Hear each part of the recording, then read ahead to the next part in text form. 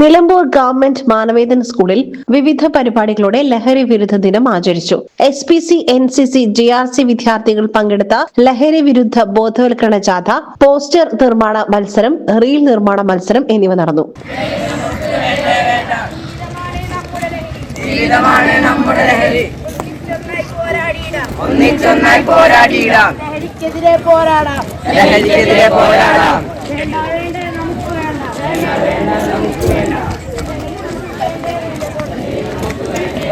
ലഹരി വിരുദ്ധ ബോധവൽക്കരണ പരിപാടികളുടെ ഉദ്ഘാടനം നഗരസഭാ കൗൺസിലർ റസീന നിർവഹിച്ചു. ഒരു കുട്ടിയാണെന്ന് പറഞ്ഞ നിസ്സാരമല്ല. നിങ്ങൾക്ക് നിങ്ങളുടെ വീടുകളിൽ നിങ്ങൾക്ക് അതിൻ്റെതായിട്ടുള്ള വ്യക്തിത്വം തെളിയിക്കാൻ കഴിയും.